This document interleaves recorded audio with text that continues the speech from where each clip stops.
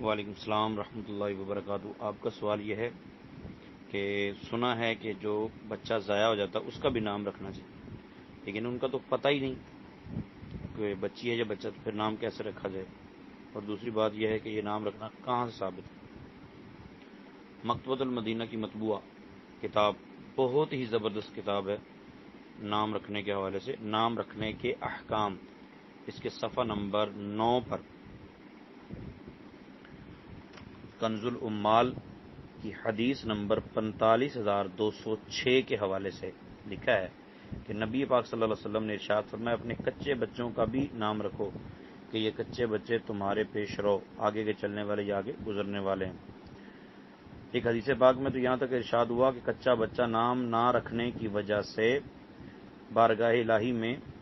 والدین کی شکایت کرے گا کہ انہوں نے میرا نام نہیں رکھا اور مجھے ضائع کر دیا۔ حضرت انس رضی اللہ تعالیٰ عنہ ارشاد فرماتے ہیں کنز العمال کی حدیث نمبر 45,207 کے حوالے سے کہ رسول اکرم صلی اللہ علیہ وسلم نے ارشاد فرمایا کچے بچے کا بھی نام رکھو کہ ان کے سبب اللہ عز و جل تمہارے میزان کے پلڑے کو بھاری کرے، بے شک کچا بچہ قیامت کے دن عرض کرے گا اے میرے رب، انہوں نے میرا نام نہ رکھ کر مجھے ضائع کر دیا۔ سق، کچے بچے کو سق بولتے ہیں عربی میں، سین قاف قا،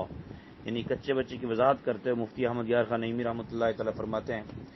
عربی میں سق وہ بچہ کہلاتا ہے جو 6 ماہ پورے ہونے سے پہلے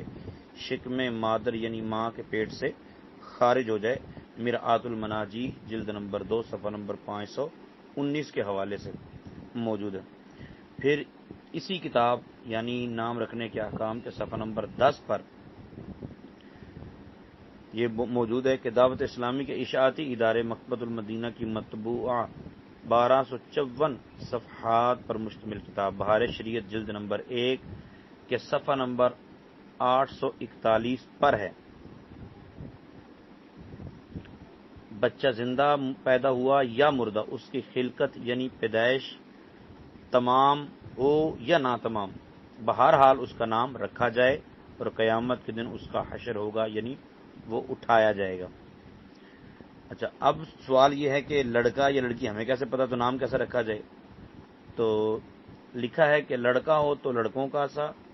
یعنی بعض کا الٹرا ساؤنڈ وغیرہ کرواتے ہیں تو پتہ چل جاتا ہے، اس کام کے لیے الٹرا ساؤنڈ نہیں کروانا چاہیے، لیکن اگر کروایا اور پتہ چل گیا لڑکا ہے یا لڑکی تو لڑکا جیسے نام رکھا جائے، لڑکی ہے تو لڑکیوں جیسے نام رکھیے، اور اگر معلوم نہیں ہے تو پھر بہار شریعت جلد نمبر 3 صفحہ نمبر 603 کے حوالے سے اسی کتاب کے صفحہ نمبر 11 پر لکھا ہے کہ پھر ایسا نام رکھا جائے جو لڑکی اور لڑکے دونوں کا ہو سکتا ہے، مثلا راحت، نصرت، تسلیم وغیرہ، ایسا نام رکھ دیے جائے۔ یہ عقیدتیں اور پیار تجھ پہ نثار